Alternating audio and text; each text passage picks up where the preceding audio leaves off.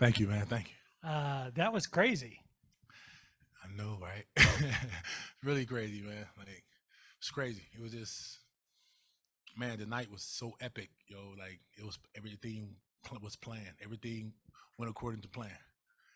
So Um, Talk to me about being able to do that here in Chicago. Talk to me about what it feels like to get that kind of a crowd response. After you pulled off an upset like that. Um, just take me through it. that was an upset, right?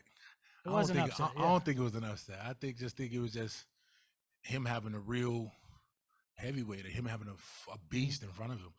And sometimes some guys go through fights, and when you win so many, and I used to think back in the day, like, was I ever tested? And I realized, like, well, I watched the guy fights, and I say, I don't think this guy been touched enough or been tested by a real animal. And it was not arrogance, it's not cockiness, it's just confidence. And but being in Chicago doing that was just crazy and epic, and it was just like I couldn't do it nowhere else. It happened for a reason. Do you feel like, in terms of, not to just stick with the betting odds kind of thing, but do you feel like because you haven't been in Bellator, and he has, because you haven't been Yeah, at that level yet, and the odds makers maybe haven't seen all your fights or yeah, yeah. anything like that? Man, listen, I respect.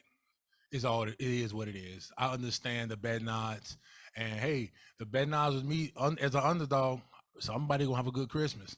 You know what I'm saying? So, I, but I respect. I feel like a lot of people looked at those odds and then looked at you two yesterday at the weigh-ins Yeah, and thought, they "Oh kind of my changed. God, this guy's huge. Yeah.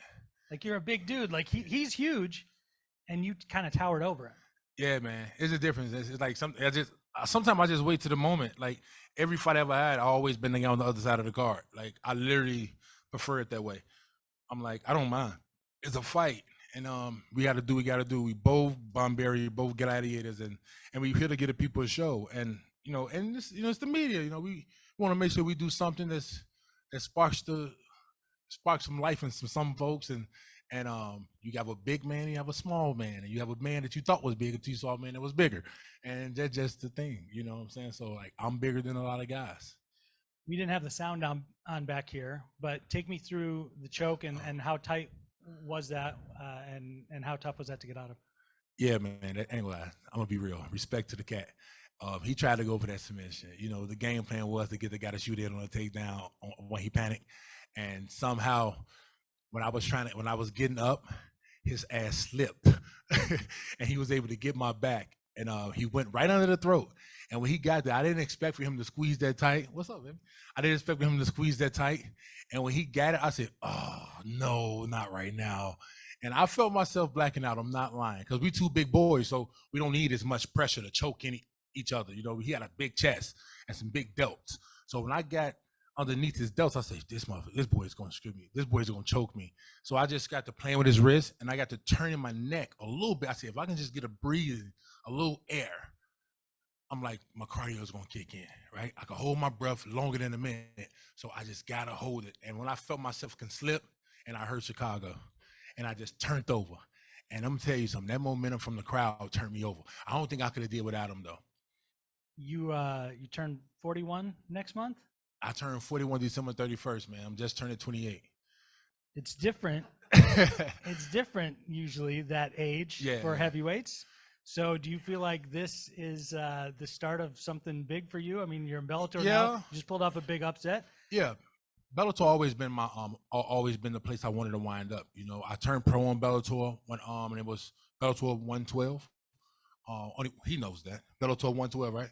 With Daniel Strauss and Pat Curran title fight. That was my first pro debut against Eric Herrera. He was 6-0. I was green, and Bellator had some dogs back there. Down in Hammond, right? Yeah. And I won that fight. After that, things happened with the companies, and so I wound up just fighting independent. Then I wound up taking my career to LFA, and then I wound up signing with Sucker Punch Entertainment, Brian Butler. Man, listen, them guys helped me out. They changed my career around.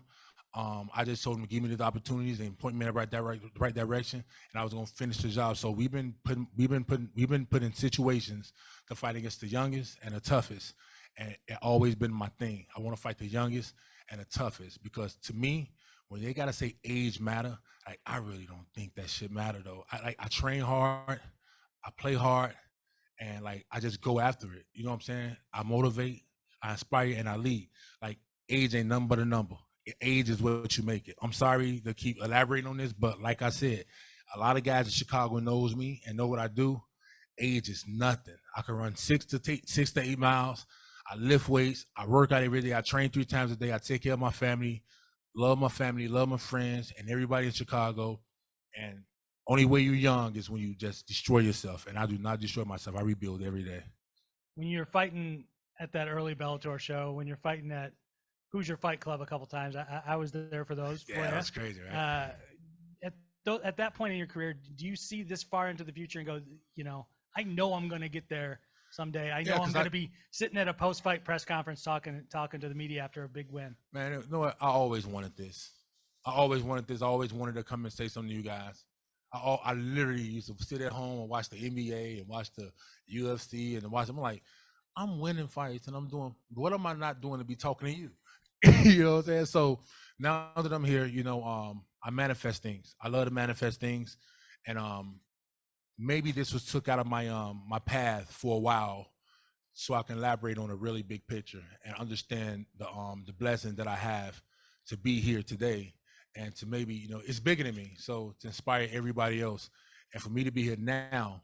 Back then, I thought I was going to do some big things, but right now, I didn't think it would be this right now.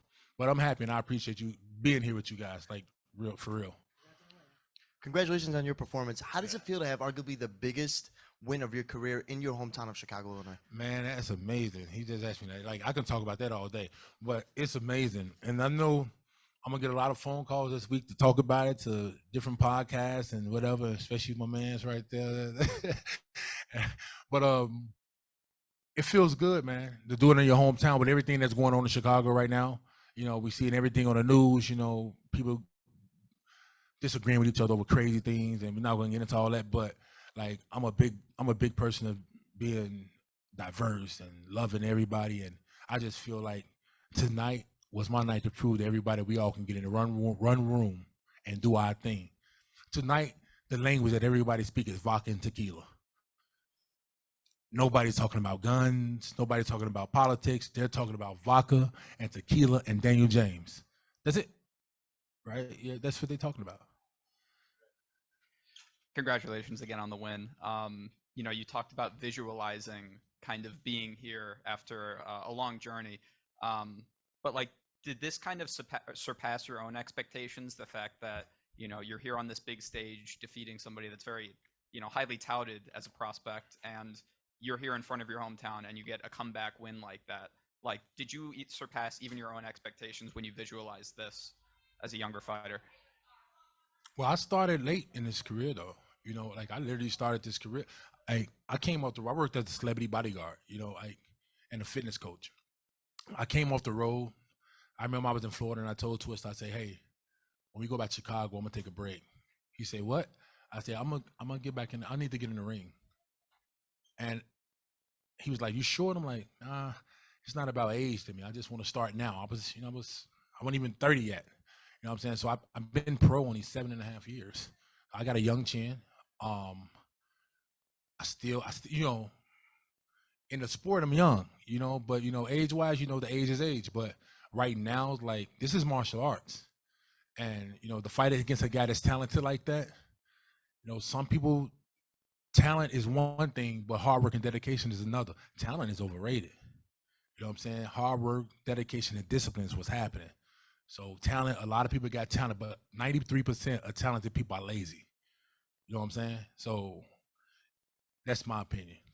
Explain the first things that popped into your head when you got that pop from the crowd after escaping that choke.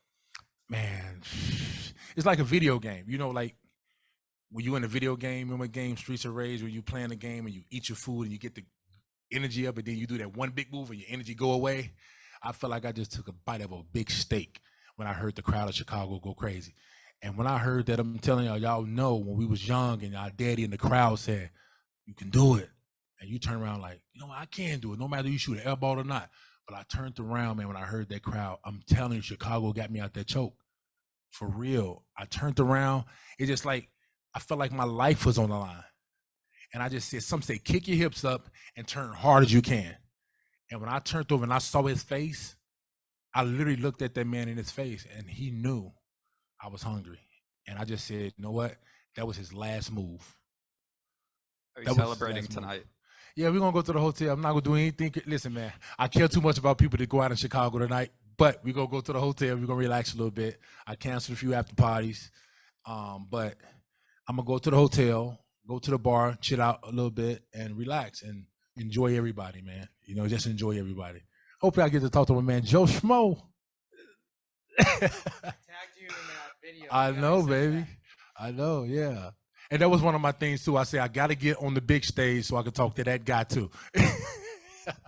But yeah, man. But I appreciate you guys for having me, man. I thank Bellator, thank Showtime, man. Thank my coaches, my friends, family, my 7-year-old son. You know, like, you know, my daughters and my 14-year-old son. He just started boxing. He's a beast.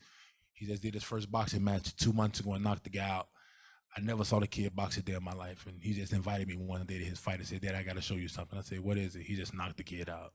So I want to spend some time and get him ready, and get my 7-year-old boy ready, and get ready for the next Bellator fight. I hope Bellator don't let us rest too long because I like to keep going. That's one thing about me. I like to keep going. I get back in the gym Monday and I keep going.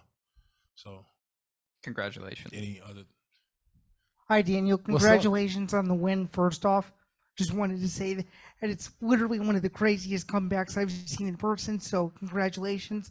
One of my questions was, I know you said that you wanted a quick turnaround, and I know you just fought, but ideally, who would you like to fight next, and where would you like the fight to be? I know you got a big crowd from your hometown tonight, but what is your next ideal scenario? Man, you know, I'm not the guy that call people out or talk stuff. And I'm not that guy. I'm like, I really don't. I don't know none of the guys. I was in Russia fighting. I thought those, you know, guys was. I'm seeing Evgeny. I'm seeing, you know, the big guys over there. The you know, the big Russians and the big Polish guys. It was hard to fight, you know.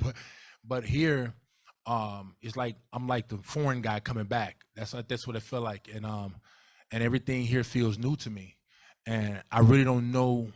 Only thing I know about Bellator roster is Tyrell Fortune that I found out about him when I got the opponent, and Fedor is my favorite heavyweight of all time. Like he was like I feel like he's the best heavyweight in the world to me.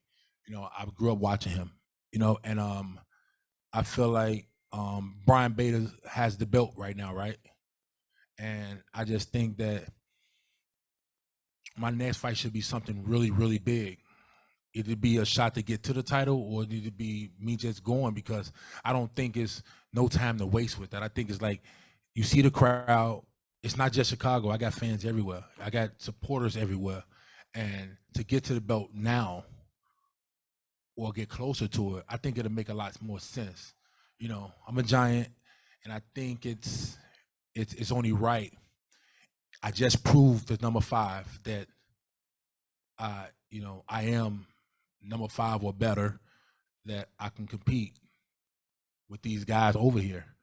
And to everybody has their opinion. I've seen everybody look at, oh, he's Tyrell Fortune, he this and that. Daniel James, 40 years old. What the hell that have to do with the price of tea anywhere else? Like, let's go. Let's do what we have to do. I told Scott Coker, you know what it is. Let's do it. You know, Bellator always been a home, and I feel like I deserve it, and I always wanted it. UFC has never been on the radar for me. Never. As long as I started fighting, Bellator has always been the place that I wanted to finish my career and start my career.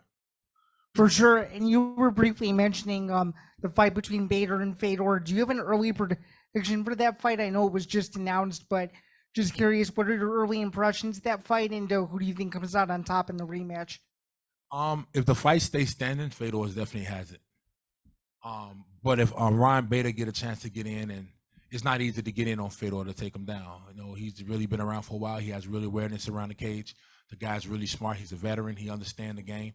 But Bader is a good wrestler, and he's one guy that I know that wrestles and use his wrestling. He's not a guy that's a wrestler and try to be a striker. He's a wrestler, And if he can get a good takedown and maintain a good ground and pound, maybe he can come out on top or come out with a split decision.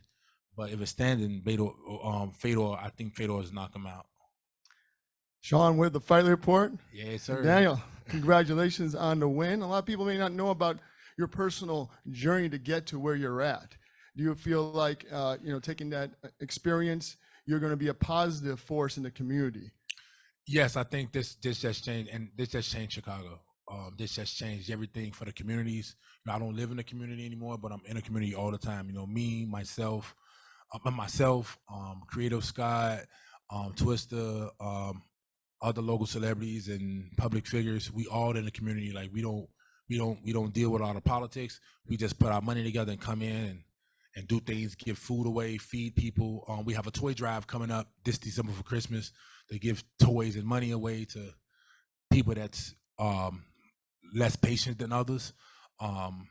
So this is going to help a lot, and I thank everybody here for like being a part of that. Like you guys have just shined us light on that. You know what I'm saying? Because a lot of people don't want to see us fight. They think it's tough. They think, oh, it's a brutal sport, but this sport produces some great guys, man.